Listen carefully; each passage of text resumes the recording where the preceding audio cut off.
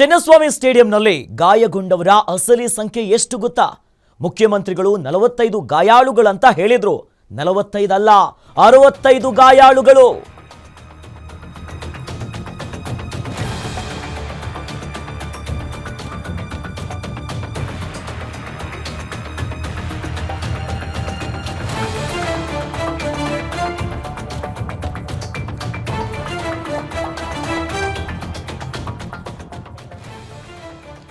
Magistrate ತನಿಖೆಯಲ್ಲಿ ಬಯಲಾಯಿತು ಅಸಲಿ ಗಾಯಾಳುಗಳ ಸಂಖ್ಯೆ.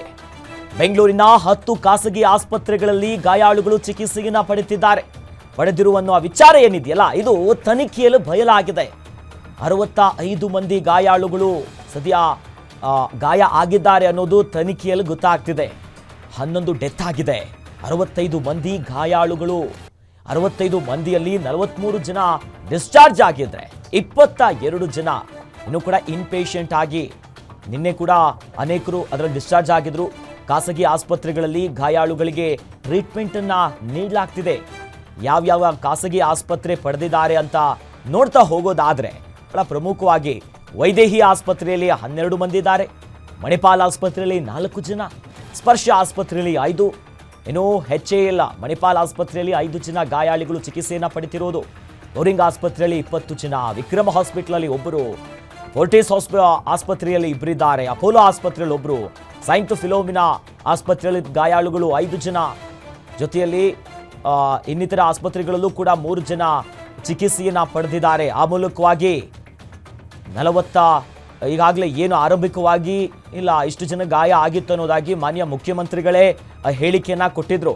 11 ಜನ ಡೆತ್ ಆಗಿದ್ದಾರೆ ಅನ್ನೋದು ಅಧಿಕೃತವಾಗಿ ಹೊರಬಿತ್ತು. ಆದರೆ ಗಾಯಾಳುಗಳು ಎಷ್ಟು ಜನ, ಯಾರ್ಯಾರು ಯಾವ್ಯಾವ ಆಸ್ಪತ್ರೆಯಲ್ಲಿದ್ದರು, ಯಾಕಂದರೆ ಆ ಒಂದು ಮಹತ್ವದ ಗೊಂದಲಗಳೇನಾಯಿತು ಅವಘಡ ಸಂದರ್ಭದಲ್ಲಿ ಗೊತ್ತಾಗಿರಲಿಲ್ಲ. ಸದ್ಯ ತನಿಖೆಯಲ್ಲಿ ಚಿನ್ನಸ್ವಾಮಿ ಸ್ಟೇಡಿಯಂನ ಅವಾಂತರದಲ್ಲಿ ಅವಘಡದಲ್ಲಿ ಯಾರ್ಯಾರಿಗೆ ಗಾಯಗಳಾಗಿದೆ, ಪೆಟ್ಟಾಗಿದೆ ಅನ್ನುವಂಥ ವಿಚಾರಕ್ಕೆ ಸಂಬಂಧಪಟ್ಟಂತೆ ಮುಖ್ಯಮಂತ್ರಿಗಳು 45 ಗಾಯಾಳುಗಳು ಅನ್ನೋದಾಗಿ ಹೇಳಿದ್ರು. ಆದರೆ ಅದಲ್ಲ, 65 ಜನ ಗಾಯಾಳುಗಳು. ಮ್ಯಾಜಿಸ್ಟ್ರೇಟ್ ತನಿಖೆಯಲ್ಲೇ ಬಯಲಾಗ್ತಾ ಇದೆ ಈಗ ಅಸಲಿ ಗಾಯಾಳುಗಳ ಸಂಖ್ಯೆ. ಯಾಕಂದರೆ ಗಾಯಾಳುಗಳು ಖಾಸಗಿ ಆಸ್ಪತ್ರೆಯಲ್ಲಿದ್ದರು, ಓಕೆ, ಸರ್ಕಾರಿ ಆಸ್ಪತ್ರೆಯಲ್ಲಿ ಚಿಕಿತ್ಸೆ ತೆಗೆದುಕೊಳ್ತಿದ್ರು, ಸರ್ಕಾರದ ವತಿಯಿಂದ ಫ್ರೀಯಾಗಿ ಚಿಕಿತ್ಸೆ ಕೊಡ್ತೀವಿ ಅನ್ನೋದು ಹೇಳಿದರು. ಬಟ್ ಅಂಕಿಅಂಶವೇ ಹೆಚ್ಚು ಕಡಿಮೆ ಇದೆ. ಈಗ ಮ್ಯಾಜಿಸ್ಟ್ರೇಟ್ ತನಿಖೆಯ ಹೊತ್ತಿನಲ್ಲಿ ಈಗ ಒಂದೊಂದೇ ವಿಚಾರಗಳು ಗೊತ್ತಾಗ್ತಿದೆ. ಈ ಬಗ್ಗೆ ಹೆಚ್ಚಿನ ಡೀಟೇಲ್ಸ್ ನೀಡ್ತಾರೆ ನಮ್ಮ ಮೆಟ್ರೋ ರಿಪೋರ್ಟರ್ ಶಮಿ ಶೆಟ್ಟಿ. ಶಮಿ ಶೆಟ್ಟಿ, ಆರಂಭಿಕವಾಗಿ ಮಾನ್ಯ ಮುಖ್ಯಮಂತ್ರಿಗಳು 65 ಜನ ಇದ್ರು ಗಾಯಾಳುಗಳು ಅನ್ನೋದಾಗಿ ಹೇಳಿದರು. ಬಟ್ ಈಗ ಮ್ಯಾಜಿಸ್ಟ್ರೇಟ್ ತನಿಖೆಯಲ್ಲಿ ಯಾವೆಲ್ಲ ವಿಚಾರಗಳು ಗೊತ್ತಾಗ್ತಾ ಇದೆ, ಹೆಚ್ಚಿನ ಡೀಟೇಲ್ಸ್ ನೀಡ್ತಾ ಹೋಗೋದಾದ್ರೆ? ಅಖಿಲೇಶ್, ಹೌದು, ಚಿನ್ನಸ್ವಾಮಿ ಸ್ಟೇಡಿಯಂನಲ್ಲಿ ವಿಜಯೋತ್ಸವದ ಸಂದರ್ಭದಲ್ಲಿ ಗಾಯಾಳುಗಳ ಸಂಖ್ಯೆ ಮುಖ್ಯಮಂತ್ರಿಗಳು 45 ಜನ ಅನ್ನುವಂತಹ ಮಾಹಿತಿಯನ್ನ ನೀಡಿದ್ರು. ಆದ್ರೆ ಇವತ್ತು ಬೆಂಗಳೂರಿನ ಪ್ರಮುಖ ಹಲವಾರು ಆಸ್ಪತ್ರೆಗಳಿಗೆ DC ವಿಸಿಟ್ ಮಾಡಿ ಮ್ಯಾಜಿಸ್ಟ್ರೇಟ್ ತನಿಖೆಯನ್ನ ಮಾಡಲಾಯಿತು. ಆ ತನಿಖೆಯ ಸಂದರ್ಭದಲ್ಲಿ ಒಂದು ಎಕ್ಸ್ಕ್ಲೂಸಿವ್ ರಿಪೋರ್ಟ್ ಹೊರಬಿದ್ದಿದೆ. ಅದು ಕೂಡ ನಮ್ಮ ಗ್ಯಾರಂಟಿ ನ್ಯೂಸ್ಗೆ ಸಿಕ್ಕಿದೆ. ಆ ರಿಪೋರ್ಟ್ ನ ಪ್ರಕಾರ ಗಾಯಾಳುಗಳ ಸಂಖ್ಯೆ 45 ಅಲ್ಲ, 65 ಎನ್ನುವಂತಹ ಮಾಹಿತಿ ದೊರೆತಿದೆ.